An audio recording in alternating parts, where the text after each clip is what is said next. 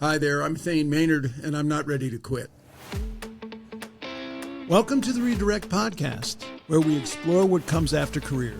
Real conversations about transitioning from the 9-to-5 grind to your next great adventure. Whether you're heading into retirement or simply redefining what purpose means, we're here to inspire, inform, and help you reimagine what's next. This isn't the end of the road. It's the start of something new.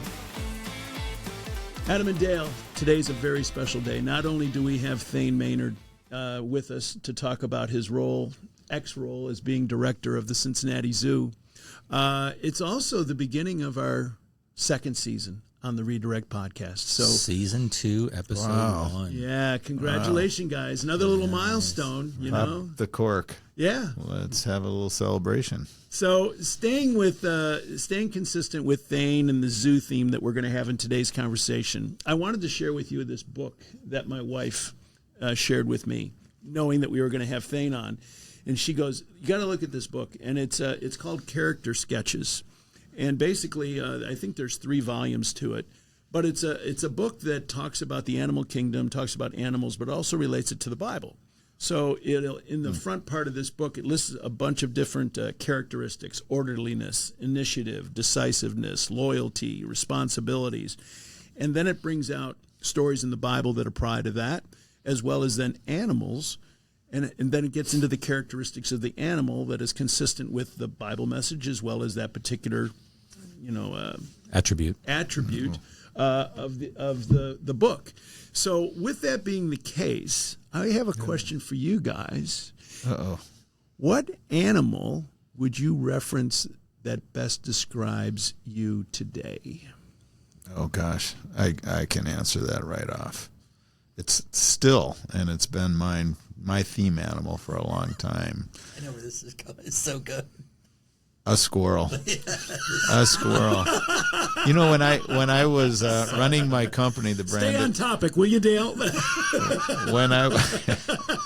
We talk about this almost every episode, don't we? I work in the squirrel somehow. Find nuts everywhere. We find nuts everywhere.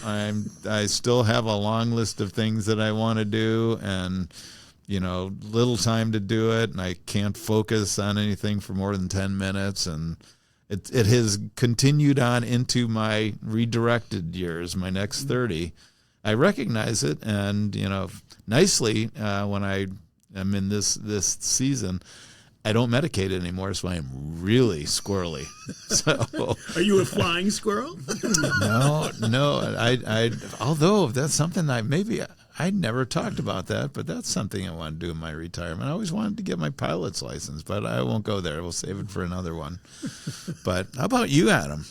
I don't know why my Instagram feed every now and then, probably 1 out of 10 little reels that pops up are pandas, and how clumsy. I don't know how they've survived, and they're just so ridiculous and free roaming, free living. They're clumsy, they're adventurous, they don't seem to be bothered by much, easily startled. So I don't know. I kind of meander and kind of roll through life a little bit. Don't take it too seriously, I don't think. But so yeah, I would like it to be the panda. I think they seem to have a lot of fun. Well, this, I don't think, is going to be a surprise for you guys, and it sort of referenced our last episode when we were talking about learning for life and how I sort of zero in on things. Mm-hmm. I think I'm an ant. Oh, that's awesome. Well, ants are cool. Ants are cool, but ants always follow that little track. And yeah, there's great attributes to the ant. I'm not displaying that. It's a beautiful animal, and it does a lot of things, and it's a tremendous community animal, and how they work together to move things, and I think they even get to a point like when water rises, they'll hold on to each other to create themselves as a raft so that they then move around. So, but the discipline that they have, where you get those little ant farms, and I know they have them at the zoo, that you can sit there and just watch these ants, carrying the leaf cutter and just carrying things and moving around, and they've got their role, and they drop it off, and then they go back and do it again. And I'm an ant, and it's good, but then again, I'd love to be a panda and just sort of roll around, and I'd like to be a squirrel and sort of, well, I hang around you enough, Dale. I don't need to be a squirrel. Yeah. It's just contagious. Face it, it's just contagious. But I'm an ant. That's so cool. That's where I'm at. So while you're here, what's your animal thing? Sure. You know, it's funny, listening to these, they are great because, like, I often think salespeople, fundraisers are like squirrels. You just can't stop them. You've got a squirrel-proof bird feeder, and they get to it anyway. They just won't stop, right? And the way pandas make it is they're a bear, and nobody hassles bears. Yeah. You know, there's nothing in that part of China that would stop them. Yeah. And so you don't have to be nervous like squirrels. A lot of things stop squirrels. And, of course, ants. You live in the ultimate matriarchy because the guys don't. There are not many of them. It's queen and worker driven. They're all girls. Well, thank you. I grew up. Well, my daughter says the biggest problem in the world is the patriarchy. That's where all the trouble comes from. And I said, I don't know. You should ask your mother. But in my case, a function of growing up in the South, in Florida, when it was a southern state before air conditioning. My favorite animal is the American alligator because I had a misspent youth with my friends trying to catch them in the dark of night because they were very rare in the 60s. And, of course, they're back now. Don't go anywhere near the water after dark in Florida now or Louisiana. But, you know, so maybe the personality is not as great a fit, but it's just a great symbol of, American Southeast and the outdoors. Yeah. Dale, So why don't you beautiful. introduce Thane to our listening audience? I'm honored to be able to do this. Today, our guest, friend of the Redirect podcast, is Thane Maynard. He's born and raised in Central Florida. We just heard a little bit about that. You earned your bachelor degree in environmental studies from Rollins College in Winter Park, Florida, and your master's degree in wildlife ecology from the University of Michigan's School of Natural Resources. You're also a graduate of the Strategic Perspectives in Nonprofit Management program at the Harvard Business School. Thane began his zoo career in 1977 and has served as director of the Cincinnati Zoo and Botanical Garden since 2007. That's a long time, Thane. Jeez. Thane is internationally known for his dedication to wildlife preservation, research, and education. He's authored more than a dozen books, the most recent, Hope for Animals in Their World, which was co-authored with Jane Goodall. He's also shared science and environmental news via his nationally syndicated radio program, The 90-Second Naturalist, since 1987. Having recently announced his intention to step down from his director role with Cincinnati Zoo and Botanical Garden in December of 2025, Thane said in an October 14th article in the Cincinnati Herald, "I'm not leaving. This zoo is in my blood and its mission to inspire everyone with wildlife, and that is my mission." Thane, congratulations on your recent redirection, and welcome to the Redirect podcast. Yeah, thanks. I love your guys' show, and I love the image of Redirect because you surely don't want to just suddenly sit around and watch reruns of NCIS. So it's a great image. I loved your story about earlier. Somebody was saying a great thing in retirement is to learn a musical instrument. There's a dear friend of the zoo, she's passed now, named Winnie Barrows. And late in her life, she had a stroke. And she asked her rabbi at Rockdale Temple, and he said, well, you should learn to play an instrument. So this woman was 5 feet tall, and she drove around town in a big Cadillac with a cello. Oh, my goodness. Shotgun. She'd drag this thing out and go take lessons. It was fantastic. It was as big as she was. So, well, Thane, thank you for joining us. Sure. And staying in the animal theme, we're going to talk about three animals and sort of draw a little correlation, at least in my mind and our minds, about you and where you are. The first animal we're going to touch on is the cheetah. Mm-hmm. Then we're going to move to the eagle, and then we're going to get to the sloth. Mm-hmm. All right, so let's talk about the cheetah. What is the cheetah? What comes to mind when I say to you, describe the cheetah for me? Well, they're the fastest running animal people believe in history.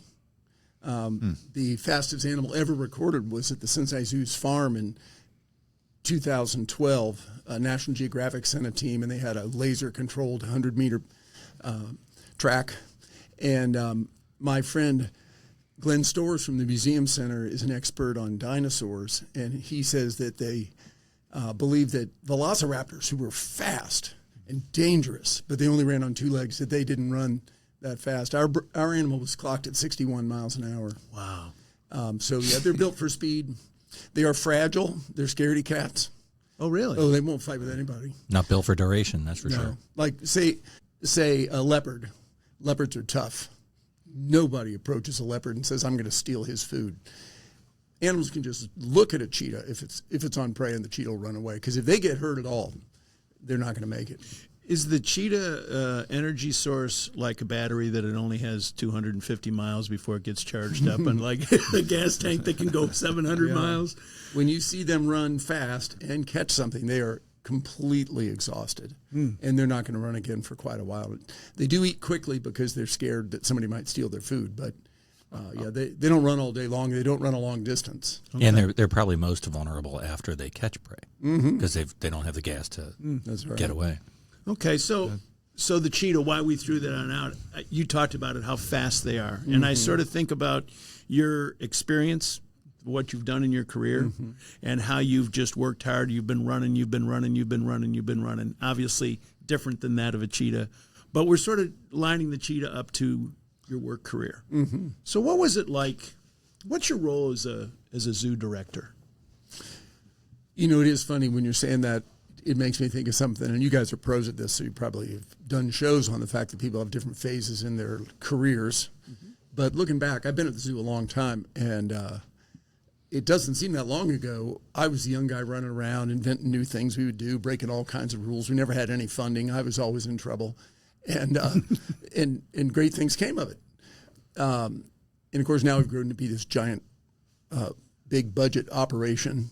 And I'm the one saying, who in the heck is doing this thing, and why does it cost so much money? that's a darn shame. It was much more fun being the rule breaker.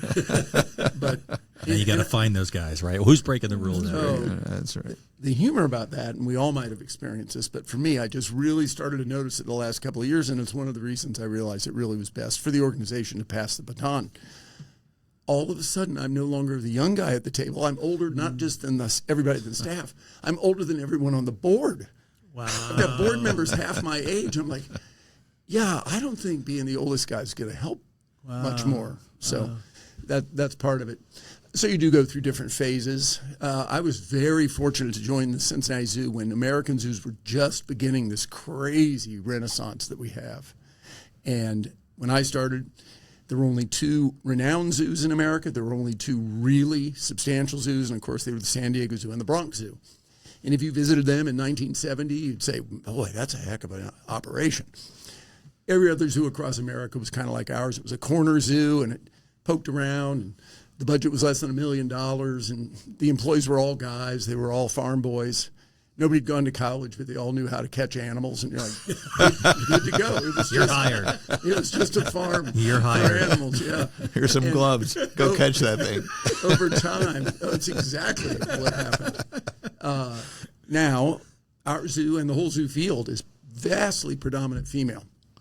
We've gone from, in the years I've been there, almost 50 years, from 1% female to 71%. So that, of course, along with college degrees, has completely changed sort of the professionalism of zoos. So being there for those things was great. But you are right. In your 20s, 30s, 40s, you hustle and create all sorts of new things. And it's a little embarrassing to look back that my wife, Kathleen, we went to college together, so we've been together forever. And she has suffered through at least once a decade. I would come home with an idea, and I'd say, this is the one. Whether it was a book, it was TV, it was radio, I am definitely going to become the next David Attenborough on this idea. And of course, the best advice I ever got on all the various media things I do was when I started my radio show, I sent an audition tape to the only guy I knew that worked in sort of national broadcast, Bob Costas, the sports guy. His first wife was my wife's roommate in college, and Bob's a good guy. And so I sent it to him, and we met, and he said, yeah, I think it'll work. And I'm like, this is it. This is it. And he said, but you need to do one thing. And I thought, oh, this will be great. I'm going to finally learn the secret. Do I need an agent? Do I need to change the song? He said, keep your day job. You're not going to make any money doing this, but you can put it out. People will listen. Yeah. And I'm kind of looking disappointed. He said, It is for public radio. Nobody makes any money. So it's just good advice. Good advice. The cheetah's not a bad analogy of a lot of running around when you're young. So we talked a little bit about you were the outside guy. What do you mean you were the outside guy? Every town has a zoo, and everybody loves their hometown zoo. But not every town is a zoo town. Like Green Bay, Wisconsin's a football town. If they lose all 17 games, that is still a football town. Cincinnati's a zoo town. We've been here since the 1870s, and we play a big role in people's lives. I started at the zoo because I'm interested in wildlife and conservation, which is still true. But the actual most rewarding thing is I will be at Kroger, I'll be at the gas station, and people from all walks of life, from Cleves to Terrace Park, come up and say how important the zoo is to their family, that their kids went to zoo camp and grew up to be veterinarians. I mean, we have this role, and that's a heartening thing. So how that works in Cincinnati is different than other towns. Some towns are extremely well-funded zoos. The National Zoo is, of course, part of the Smithsonian, but St. Louis Zoo receives more tax support than any zoo on earth. Of course, San Diego's got nothing but gazillion visitors. So they aren't community zoos. They're not out hustling and talking to the Rotary Club and doing all the things you do in a town like Cincinnati. So in that sort of, selective pressure of how your business runs, it actually works to our advantage. We don't get as much tax support as any other top 10 zoo or any other zoo in Ohio, but we hustle. And we're out with everybody doing everything. So over time, the way we've run it in the 19 years I've been director, I am basically the outside guy, and our COO, Dave Jenneke, who will soon be the zoo director, was the inside guy. He was a COO. Okay. And that was a good partnership, and it worked during a time of growth. And then starting about 7 or 8 years ago, we launched a great big capital campaign called More Home to Roam. And that pushed me even more as the outside guy to we raise more private funding than any zoo anywhere because of getting less private or less tax support. So, so those are the things that kind of led to the way we run it. We kind of are always thinking about this next 30 in the redirection as, the legacy that you leave, and it's based on the gifts that you've developed, and you kind of being the outside guy is something you get to bring now into the next phase, right? What did you enjoy about your director role? If you look back at it, what did you enjoy about it the most? As you head toward the gate, you do think about that, how and why, and what did you like? And a funny example of that is over the years, many, many people have been involved with the zoo and the zoo board and supporters, and some were from a long time ago. So I was recently in an event, a great big gathering of some kind, and Bob Castellini Sr. was there, and he's former zoo board chair from 25, 30 years ago. And I never thought of him as a joke teller, but as I was coming up, I hadn't thought he'd seen me, but he turns to someone and says relatively loudly, "I'll tell you what, this thing about Thane Maynard running the zoo worked out a lot better than I thought it was going to." When I became director, there was a lot of consternation around, okay, the good news is Thane's a storyteller, and he doesn't pretend to be an accountant, doesn't pretend to be, the head of Procter & Gamble. And they're like, you think he could run the business? And there was a lot of that kind of thing. Yeah. I think it worked for a whole lot of reasons, and one is running a zoo is not the most competitive job in town, right? If my son-in-law runs a bar and a restaurant down in OTR, well, there's 50 bars and restaurants in OTR, so how do you make that work? We're the only zoo, so if we're important to people and we're listening to what they want, it tends to work, so that piece works. For me, I think it worked because in addition to being an animal guy with a couple of degrees in biology, I also am a people person. And zoos are in the people business. Everybody thinks we're in the animal business, but we have to get customers to come over all the time. So interesting. We're obviously in the people business. So for me, that was a good fit. Because of my good friend Wim Portman, some of you know, a dozen years ago, I was given an honorary doctorate from UC. He was the chairman of the board. And so I'm standing in the field house behind the scenes with the president of the university with a robe on and a hat. I'm going to go out and speak at commencement. There's 10,000 people there. And my phone buzzes in my pocket. And my middle daughter, who was living in Brooklyn at the time, sent a text that said, "Dad, you're the only person that ever got a PhD just for telling stories." And so, there it is. I've been fortunate to find some that worked. Yeah. What are some of the industry markers for success? That's an interesting question. There's no official ranking. The rankings are probably a bit like when you see the rankings of colleges in America. They list the top 10 colleges. You're like, well, I could see how they'd probably be on there because they're really, really, really well funded. And yet when you look at the list, you're like, well, Xavier University's not on there. And I've sent 3 kids to college, and 2 of them up east to fancy colleges. And one of my daughters went to Xavier, and she got just as good as education as anybody. And so whether it's ranked great or not, right, isn't what makes it a great college. Right. So in the case of zoos, the ones that are the real big ones are the big budget ones. So that's one way to measure it. And there's still the Bronx and San Diego, St. Louis, Brookfield Zoo in Chicago, places like that where their budgets are in the hundreds of millions. Having a lot more money doesn't necessarily make you that much better. It's like, is Ohio State better than Xavier? Who knows what? They're better at having a law school, right? So they're just bigger. Yeah. Beyond that, this phenomenon of what does the zoo actually do besides just, have animals and people come visit. And so in our case, we're very well known as an overachiever because we have a very successful long-term education program. We have a full-time high school through CPS. You can get a master's degree through Miami University at the Cincinnati Zoo. We have, by a mile, the best botanical garden in any zoo setting. We've won that award many times, top zoo garden. But we also have the highest attendance of any botanical garden in North America because none of them have Fiona. and people want to come see daisies, but they really want to come see Fiona. So in our case, basically, Cincinnati style, we sort of do it with a Pete Rose head first slide. Hustling.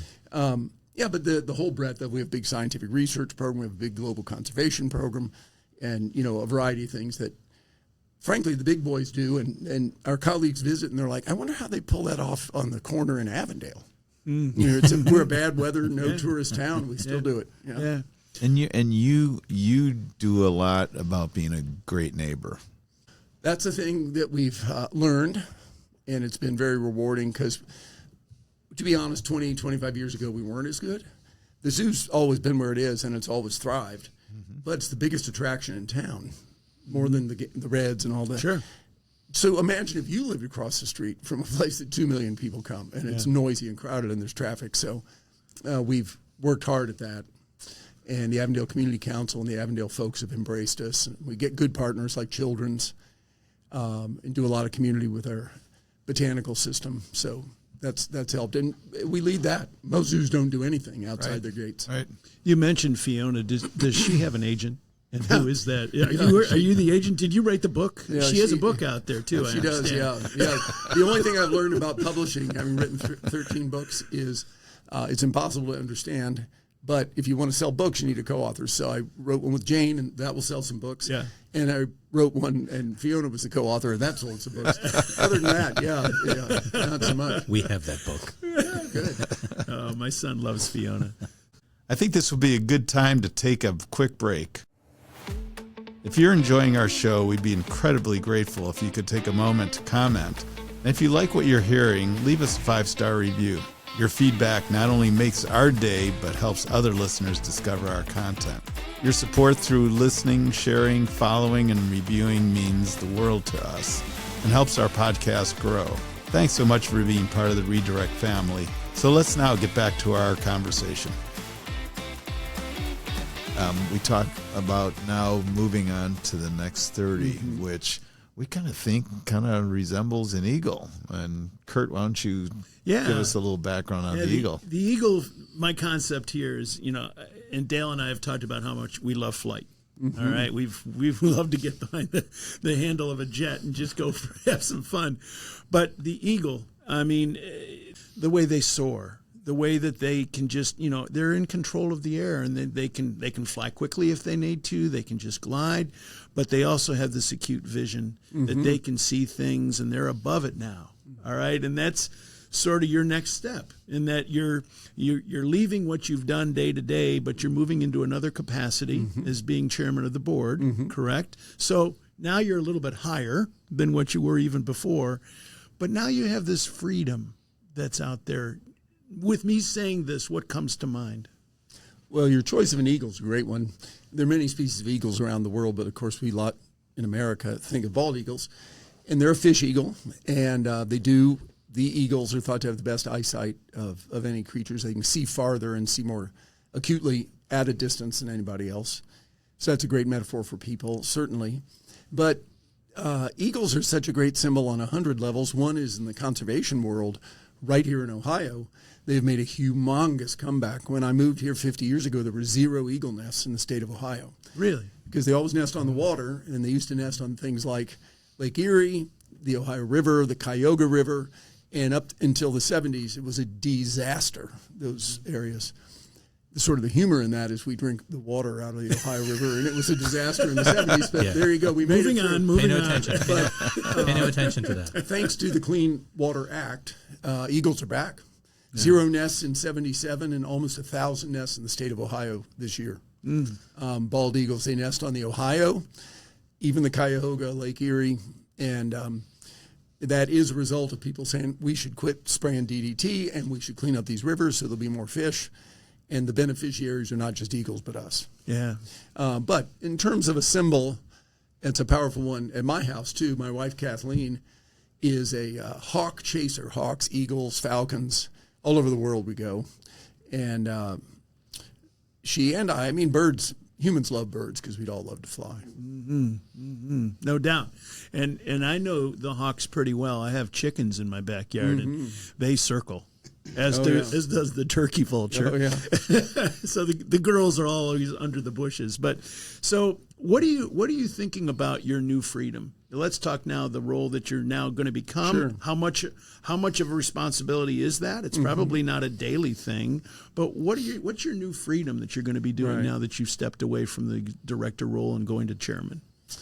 In January I will be executive chair, which is different than straight up chairman of the board. Okay. Our chairman will switch to a guy named Tim Bonacci, who's a business owner downtown.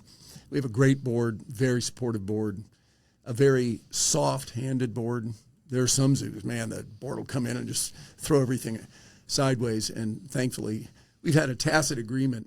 As long as we run in the black, we can buy all the rhinos we want. So that helps. I would say in terms of my job, it reminds me, one of my brothers was head of a bank down in Florida back in the 80s. And toward the end of his career, he ascended to be chairman of the board. And I see him, I go down to Florida once a year, and I remember seeing him. I'm like, how's it going? He said, man, it's a lot easier to be chairman than it is CEO. So though my role will be a bit different, it is similar to that. I won't be in any sort of administrative role. But I'll still continue, as you said, part-time to represent the zoo and be an outside guy as needed. And also, even though we've had a big fundraising campaign, if you've ever gotten mail from your college, you know the campaign never ends. Yeah. It's like the Irish. They say there's light at the end of the tunnel, but the tunnel never ends. And that's what fundraising is. Right. So that's fun. Or as I joke, somebody has to take Wim Portman to Africa, so it may as well be me. And I think on top of this question, do you find yourself thinking that you're going to be walking the zoo? Are you going to be going over and just kind of being, a zoo participant, a visitor? Well, I will certainly go to some things. We have a killer lecture series that's been around for decades, and things like that I will go. Certainly times I would be on the zoo grounds would be, if I was to imagine what will I do a lot in the next couple of years, it would be to invite donors to lunch, have them come see what we're doing, where we're headed, and not just with me, but with whether Dave Jenneke or others, just to meet people and see what we're doing. Blessedly, though we live in a world of high tech and AI and everything else, relationships are what are involved in raising money. They just are. Yep. I try like crazy to explain that to our people. I said, it's great we have an Excel spreadsheet, and it's great we can tell what Dale's granddaughter's name is. Yeah. But just invite him to bring her over, will you? Yep. Because that's what does it. Yeah, and I think your history on stories and just being able to tell all those stories it's such it truly is an asset. It's an asset because I think people then understand, and then the relationship you get to develop on telling stories and being able to bring people into the what's behind the scenes in the zoo. It's fascinating, and I think people really attracted to that. So you might have some available time, it sounds like, or a time that is not dedicated to the zoo's purposes. Right. What are you thinking about doing outside of zoo responsibilities? Sure. That's a good question, and sort of TBD, right? Because I'm just getting going. But Sure. You don't have a plan? What? it is. What? I do know that part of it will be some of what I have done. I'll continue my little radio show, which I enjoy because I get to learn a lot about animals. That's great. To do that. But, what I've done is a lot like the mission of the zoo. We are there to share the story of wildlife conservation, natural history. And so I'll find certainly ways to do that. That's allied with the zoo, but somewhat separate, In the old days, everybody thought of writing a book, but just think of the last time you went out and said, I got to open that book and look at that book, Right. So the world's changed on us. Now everybody has a podcast. Yeah. Yeah, there you go. Yeah. But certainly I will travel. Some of that's related certainly to wildlife, if not the zoo.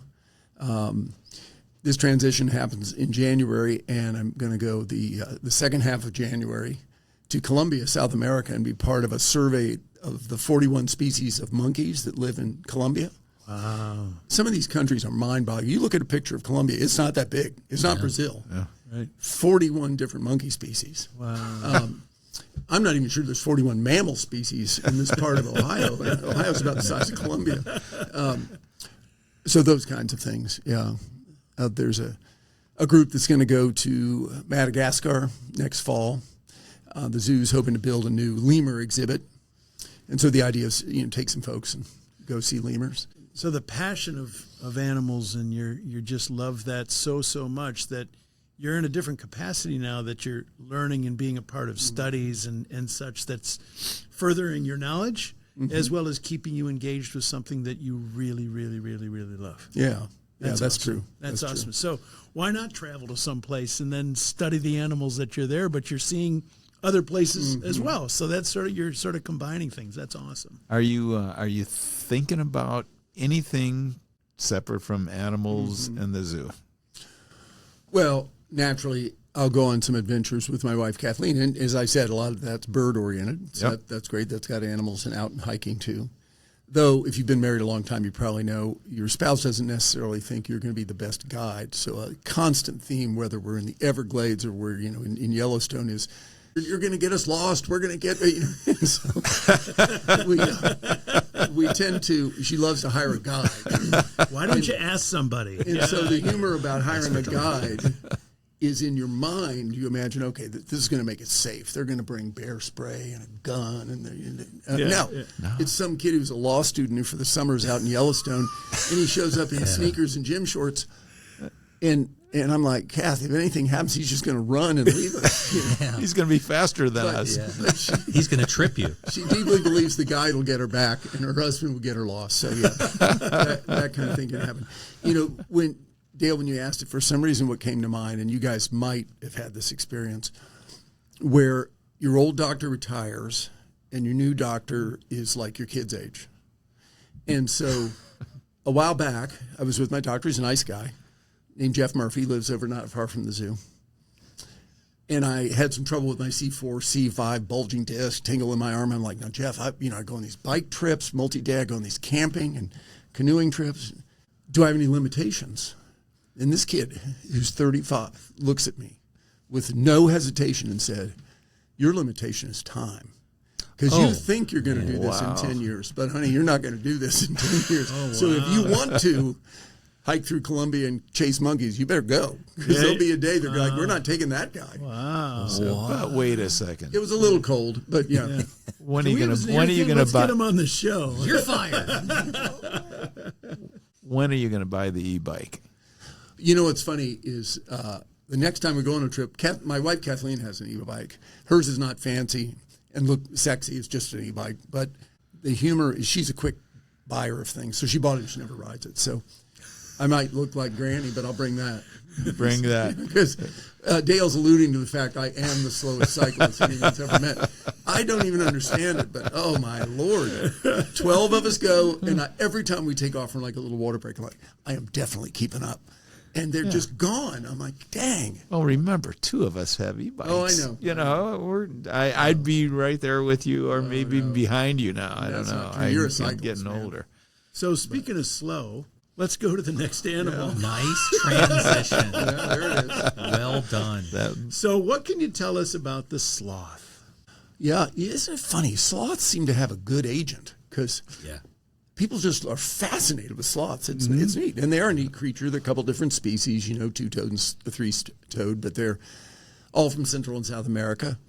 And they do lead sedentary lives, which is part of their strategy, kind of cryptic locomotion, they call it. In fact, they're so slow, their hairs are not smooth like ours, but are rough, and algae and water will gather in there, and all kinds of things live on sloths, partly to help camouflage them, but also it's just like an ecosystem. Mm-hmm. Yeah, that idea of slowing down, different animals have different strategies for sure. The cheetah being quick seems great, but they're fragile. You know, they're not tough.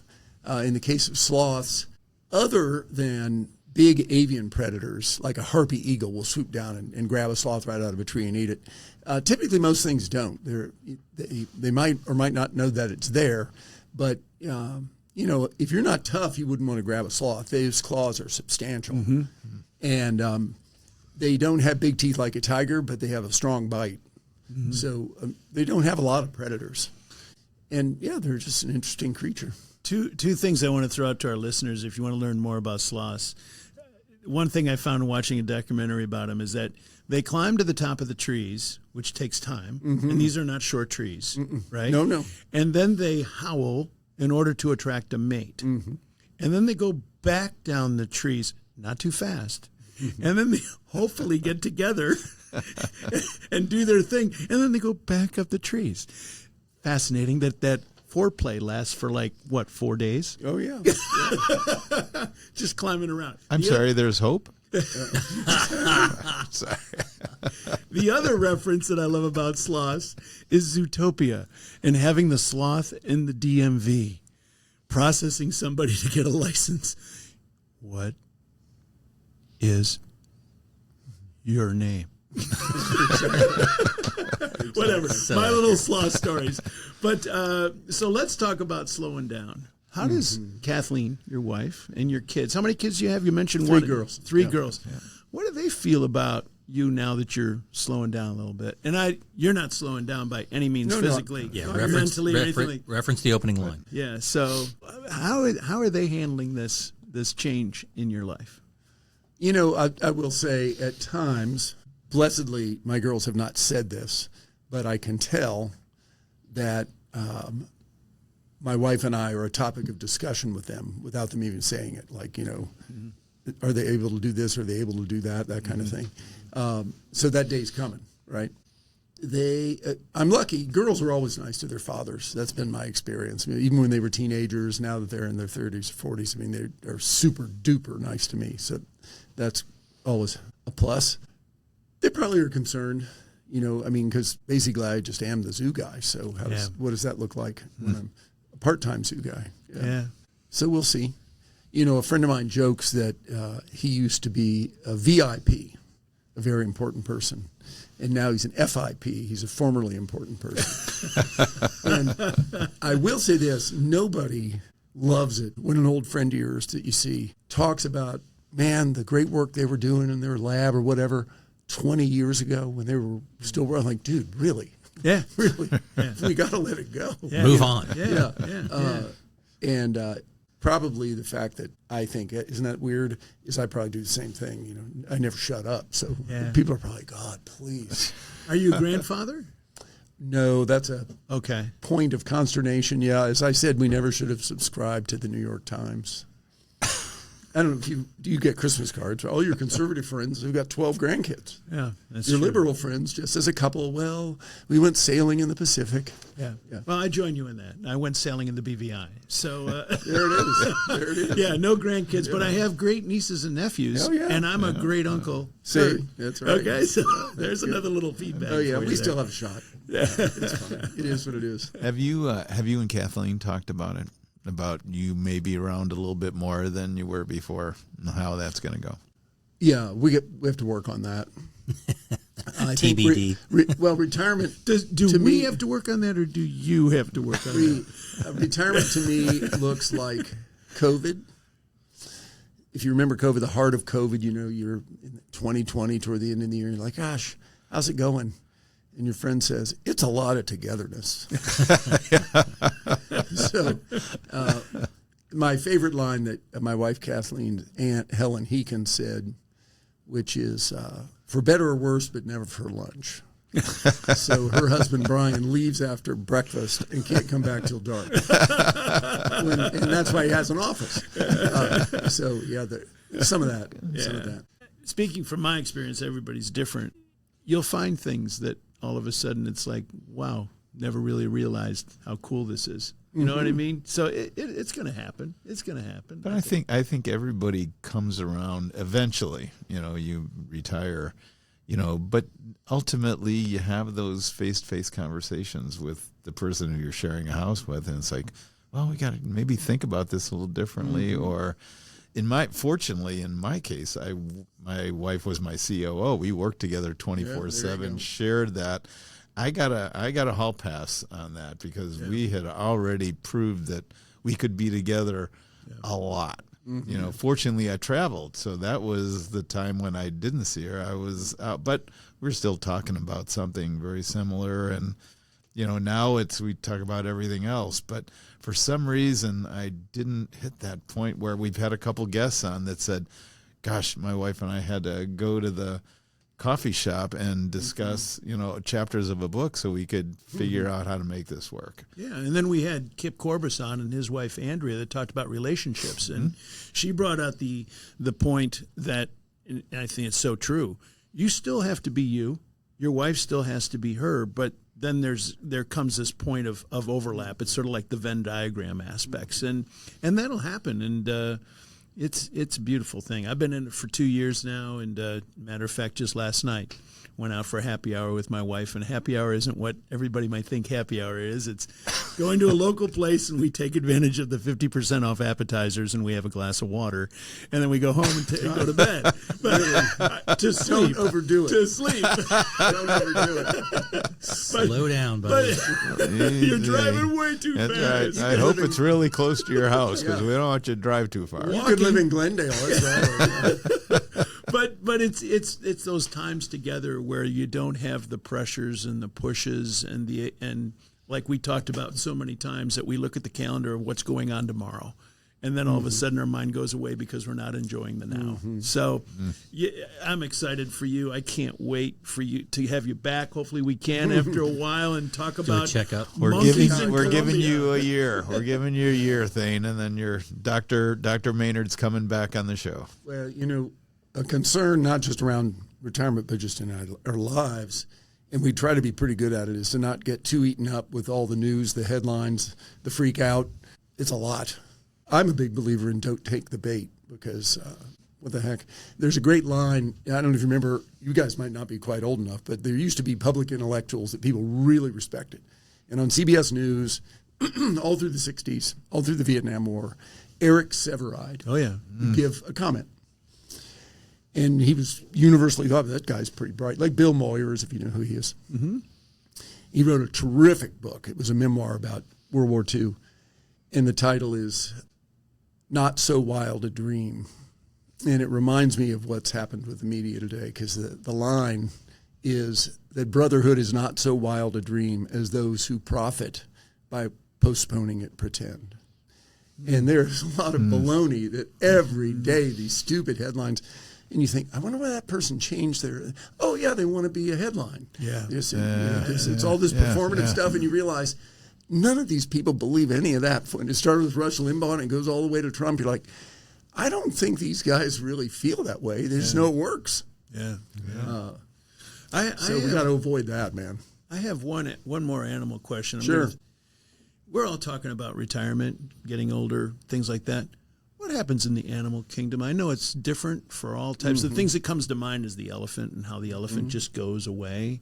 But what can you share with us that is relational to what our topic is, finding purpose in retirement, getting animals that get older, and how they sort of become less of what they were? Sure, how does that lion that was the pride leader all of a sudden not? What are your observations there? Sure. Well, most species don't live nearly as long as humans, and humans didn't used to live as long as we do now. Right. And most species need to be pretty fit to make it. Survival of the fittest type of thing. And so some, such as predatory birds or cheetahs, have to be top fitness or they can't catch enough food. But, there's some that are exceptions to that. There's a little mammal that lives underground in Kenya called the naked mole rat, and the darn things, there's little rodents. They live forever. I mean, for decades and decades, and animals that big never do that. It's a unique ecosystem they live in, and not much gets them. But in general, organisms live through especially the females, through their reproductive years, and as long as that's productive, and then after that, they don't live much longer. Exceptions to that are people, of course. Elephants. Elephants also live in a matriarchy. When you've got a herd, the old grandmoms are the ones that remember where the water is in a drought, and they'll live, generation longer than their reproductive years. And some of the big whales are that way too. But most organisms aren't that way. And so they just live shorter lives. As America's become urbanized, everybody's sort of out of touch with that. Nobody's on a farm anymore. So, adult people will sometimes say to me, "Do you lose many animals at the zoo?" And I look at them like, All of them.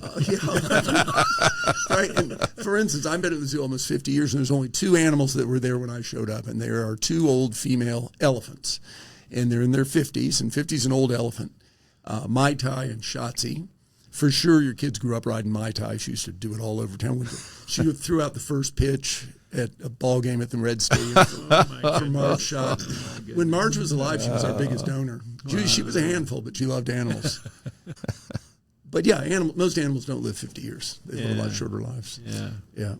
And I imagine, obviously, if they can't, like in the chimpanzee world, if they can't defend themselves, then they become prey. And, Yeah, and that's sort of how it happens. And eventually vultures eat them. I mean, that's usually some version of the cycle. Yeah. Well, I appreciate you taking the time today. This is fun. Congratulations on your next 30, as Dale loves Next to 30. say. There you go.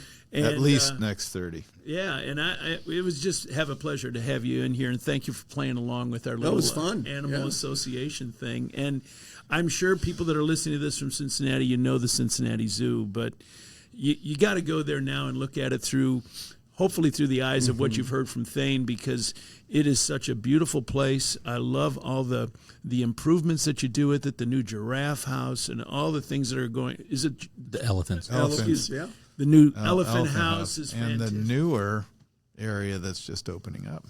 Right. We just now have black bear cubs that came from the Bitterroot Valley. They were orphans in Montana, and sea otters for the first time ever. They came from the coast of California. So that's fun. Oh, you can watch sea otters for hours. That's great. They're fun. They're neat. It's been an honor to have you. Thanks. I so respect what you've done, the successes you had, but I look forward to seeing what you're going to do next. There it is. So we'd love to have you back on the show Thanks. at some point.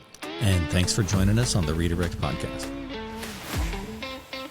A big thanks to the University of Cincinnati's 1819 Innovation Hub for allowing us to use the eSports recording studio to record today's podcast. Catch up on all the Redirect Podcast episodes on Spotify and Apple Podcasts. To begin your Redirect journey, head over to redirect-u.com. Want to connect with the Redirect team?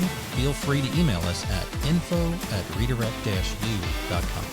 Remember, there's purpose in your life, so find it and go do something about it. Hey, I've got one more comment. The Redirect Podcast is presented solely for educational and entertainment purposes. We engage in an open, honest conversations about personal growth, life transitions, and the lessons we've learned through our own experiences. While we speak as experts in our own lives, we are not licensed therapists, medical professionals, or certified coaches. The content shared on the Redirect podcast is not intended to be a substitute for professional advice, diagnosis, or treatment. Always seek the guidance of qualified professionals for any physical, mental, or emotional concerns that you may have. We're grateful to share this space with you and hope that our stories inspire reflection and connection. If you're in need of more support, we encourage you to connect with a trusted professional who can help.